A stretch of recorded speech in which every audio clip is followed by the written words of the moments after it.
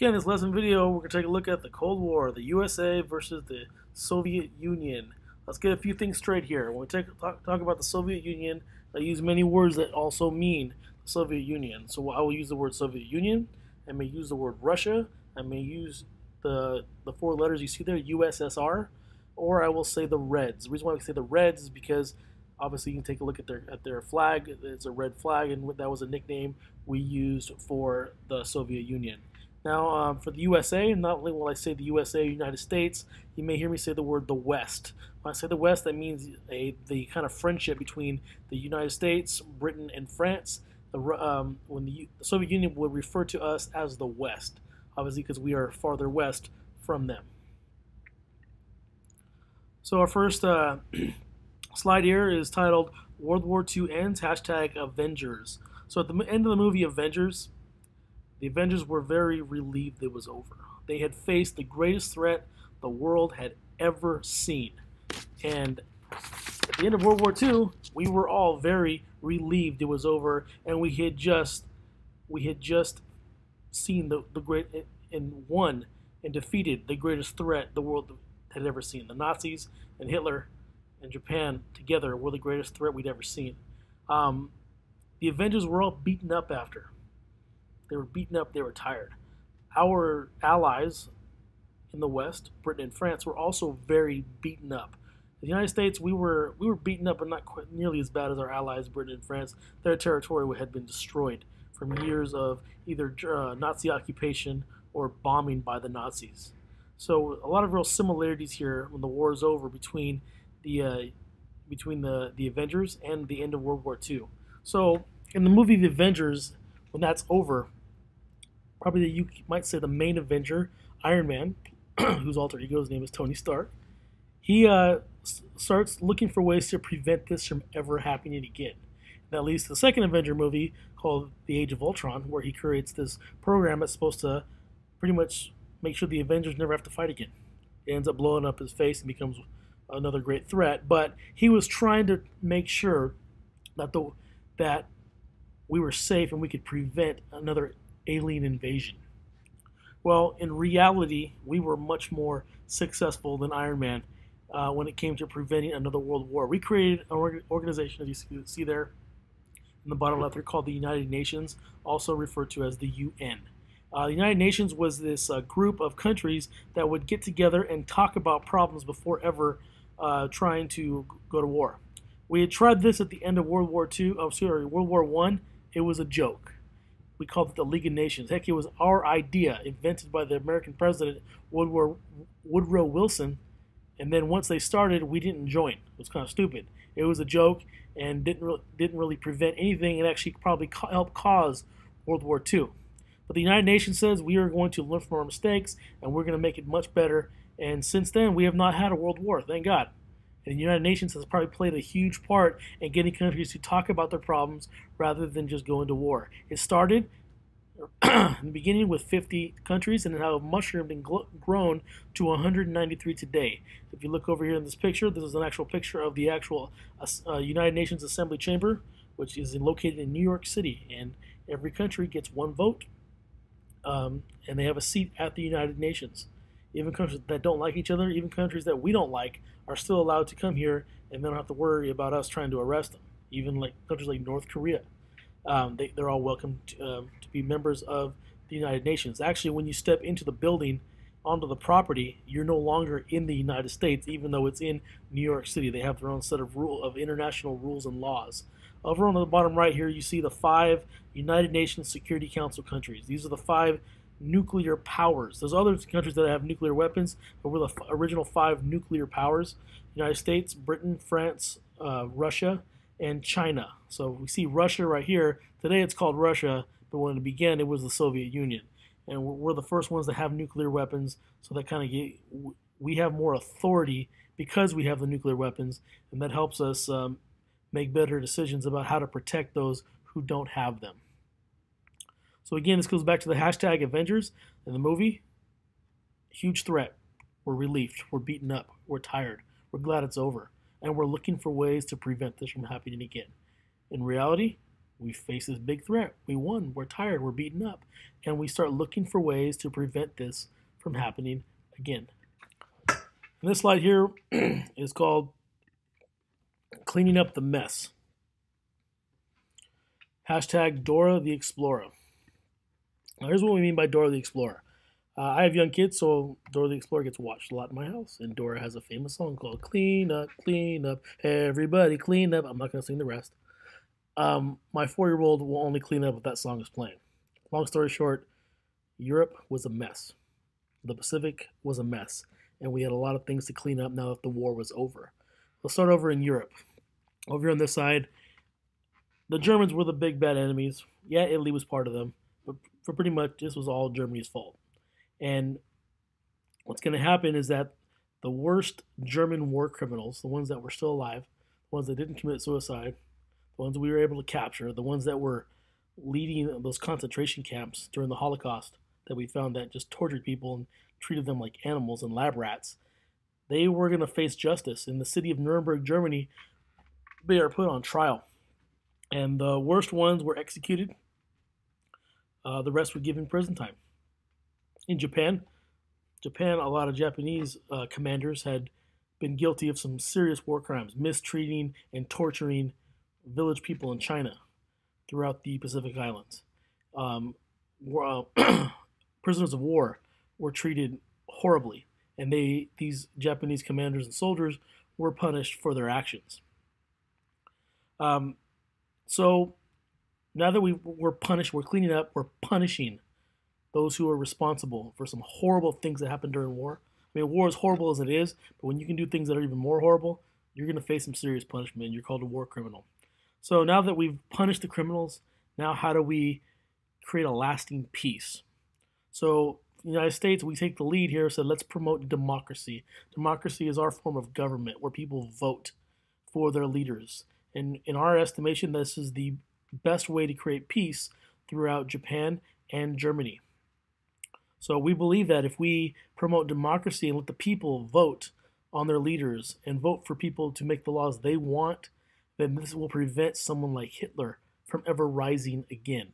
Because Hitler, the way he has government is completely opposite of the way we think democracy works. Total opposite. In Japan, Japan was ruled by an emperor who the people believed was a god. So if you believe your leader's a god, how are you going to tell them, how could you ever say no to a god? If the god wants you to go do this, then you kind of have to do it. So one of the first things we said, hey, Japan, your emperor is not a god. And he had to admit it.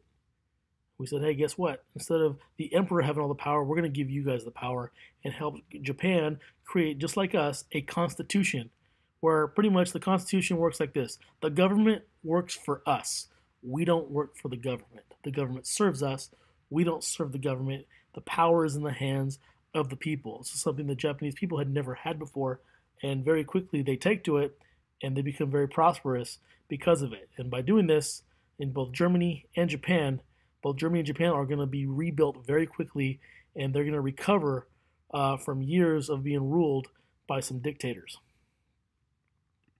This slide is titled Superpowers, hashtag Captain America Civil War. Now, in the movie Captain America Civil War, the Avengers are pretty much split in half. Half support Captain America, the other half support Iron Man. So, in the movie, there is a peace treaty that they want the Avengers to sign that kind of puts some rules upon them. Those who support Iron Man say, hey, you know what? We need some rules. We need to be kind of guided here because we've been operating kind of a little out of control. When we do that, people die. You know, it's safer if we have some rules to follow. Well, those who follow Captain America believe, hey, we are the Avengers.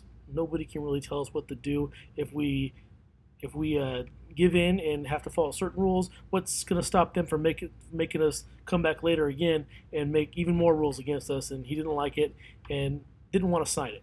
So you have two opposite perspectives here in the movie. Well, when World War II is over, there are two superpowers left in the world, the Soviet Union and the United States.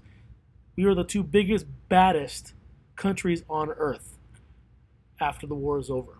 And we have opposite ideas about how the world should be run, how government and economy should happen.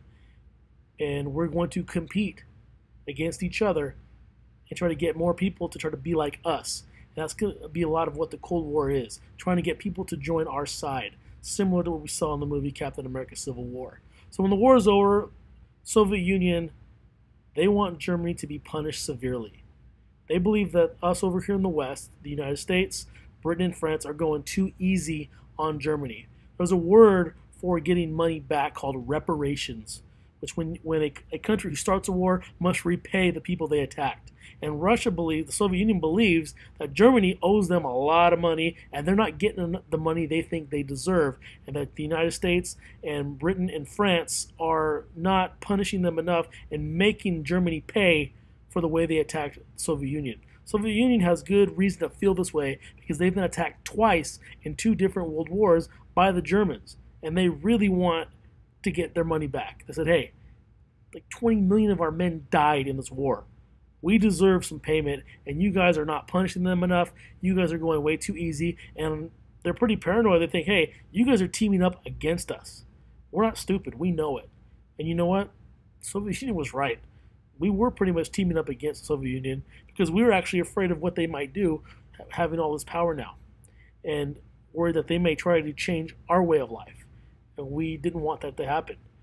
So the 2 superpowers, United States, well, we're backed up by France and Britain, versus the other superpower, the Soviet Union. So the Cold War is going to be this big pose off or flex off, showing off our muscles, the Soviet Union versus the United States. And how do we show off our power? Well, first it starts with nuclear weapons. When the war is over, we have the atomic bomb. We invented it.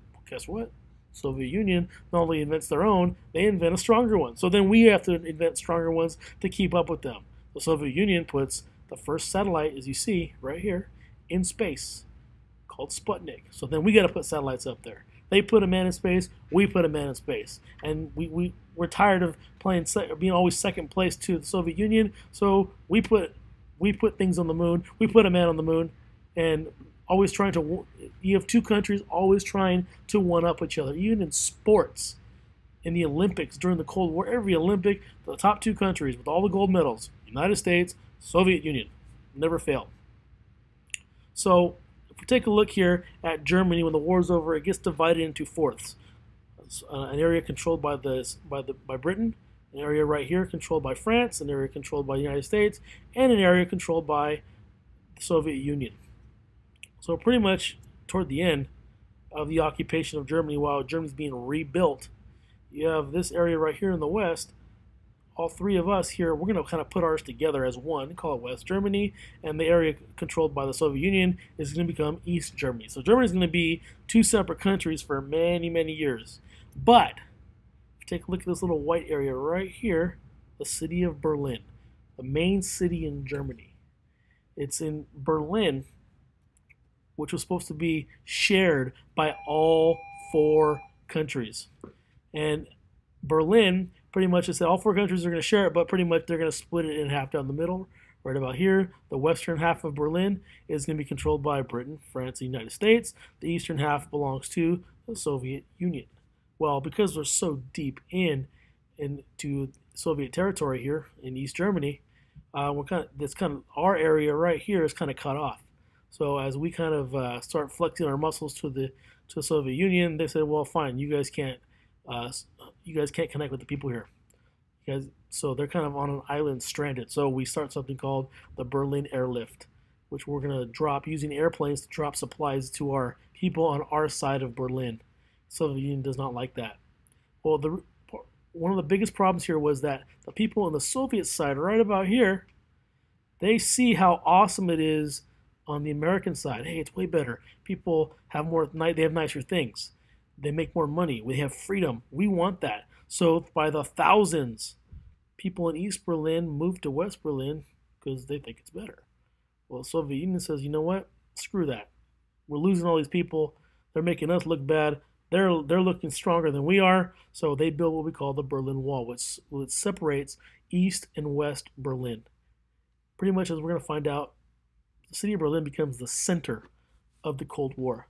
The wall is supposed to keep the people in the East from going to the West, where anybody with half a brain knows it's way better in the West than the East. And as more people leave the East to go to the West, it's making the Soviet Union look bad. That their way of doing things is not as good as the United States. And if the word gets out, then guess what? We're going to win the pose off here, not them. So they build a wall to kind of stop that from happening.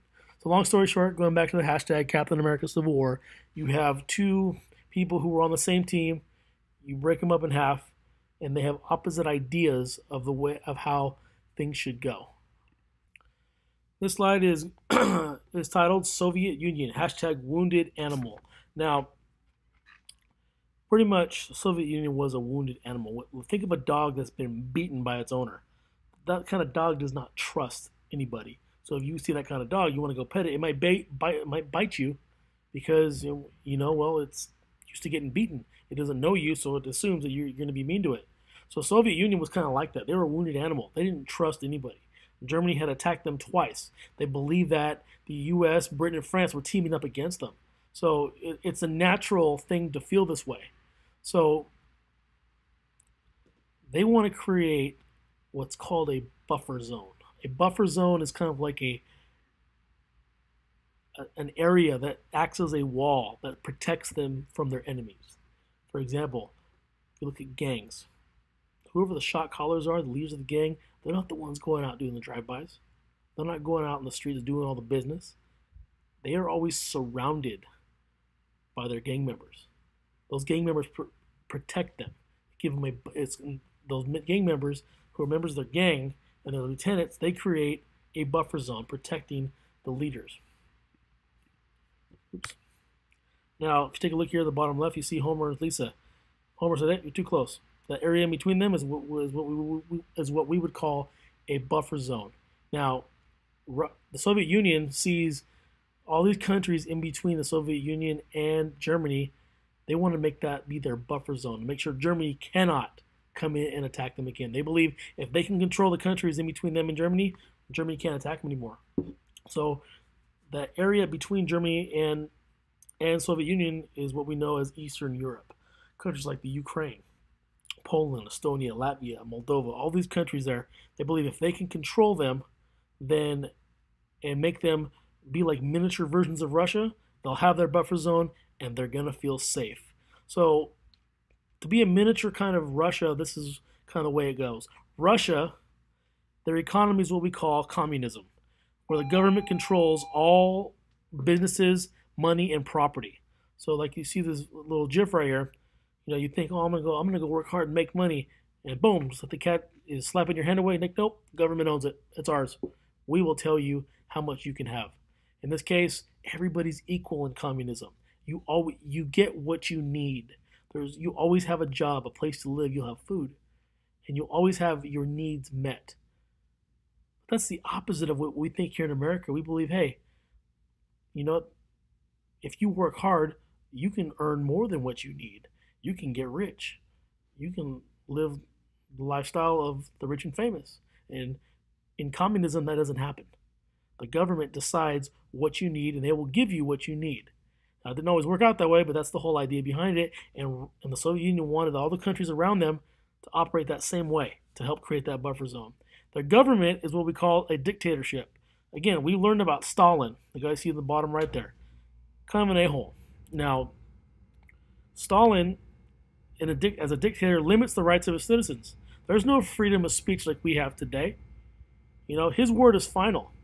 Imagine if Colin Kaepernick was living in Russia under Stalin, and he's going to kneel when he should be standing. Colin Kaepernick either would be executed publicly, and his family would have been sent to a slave labor camp somewhere in Siberia. So there was no freedom. It's Stalin's way or death. Sometimes you may think it was my way or the highway. No, he wouldn't let you leave. He would kill you. He'd make you a slave. He limited their rights completely. So the way Russia does business with their economy and the way they run their country with their government, total opposite to the way the United States operates their government and their economy. So you see right here, the guy bringing all the chips in the poker game, he wants them all for himself. That's what Stalin wanted to do to all the countries around him, to create that buffer zone, make them like miniature versions of the Soviet Union. So He felt safe that these countries were forming a buffer zone, a wall protecting them from Germany. And Stalin was going to do this by ruling with what we call an iron fist. And as more and more countries came under his control, Stalin became more powerful and his ego got a lot bigger. The final slide here is titled "The United States, #Last Man Standing." When World War II was over, our allies were beaten badly, as you see in the South Park GIF right there, all beaten up. Our biggest allies, France and Britain, they were beaten up.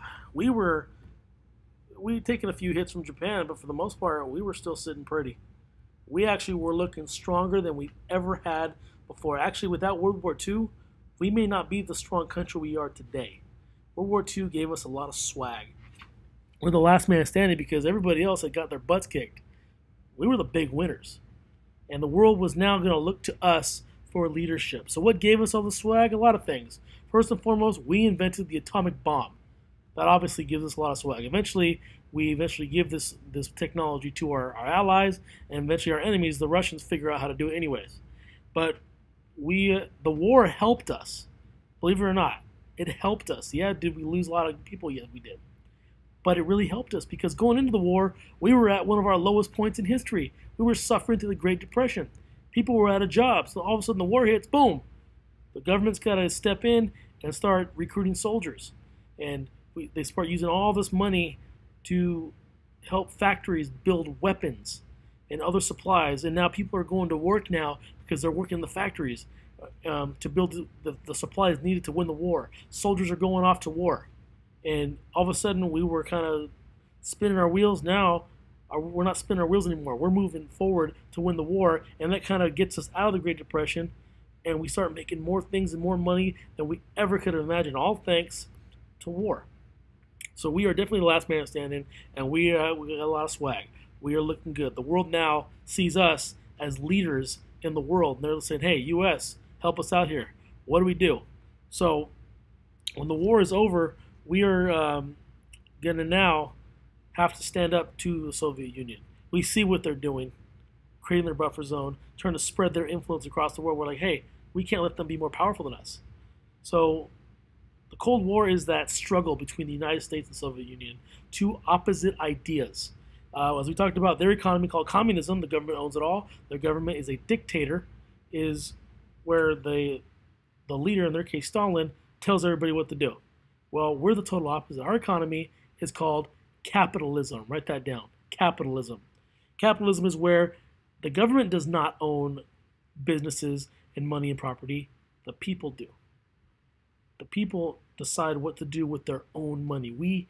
Instead of the government owning it all, we own our own stuff. And guess what? If we want to work hard and make more than what we need, then go ahead and do it. Does that mean that you're going to be successful? No, but you have the chance to try to make it on your own. The government's not going to tell you what you need. The government's there only in the case of emergency.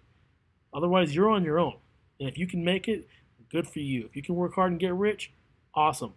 That's what America's economy is about. Back in the Soviet Union, the government tells you how much something costs. In America, if you don't like the way something costs, there's other businesses competing, saying, hey, I'll give you a better deal, I'll give you a better deal. You get to choose a better deal. That's how capitalism works. Our government, though, is a democracy, the total opposite of the Soviet dictatorship under Stalin. In a democracy, the people vote for leaders, and those leaders will then make the laws that the people want. And if those leaders don't make the laws that the people wanted them to make, we'll vote for someone else the next time and get somebody else in there. That happened not too long ago here in California when most of you either were babies. We had a governor named Gray Davis. We voted for him. And within a year, he was doing a crappy job. So we voted him out and put Arnold Schwarzenegger in as the new governor of California. The people have the power. They choose the laws. The people choose the leaders. The complete total opposite of what happens in the Soviet Union. So, long story short, we are the last man standing. We're the ones with all the swag after the war.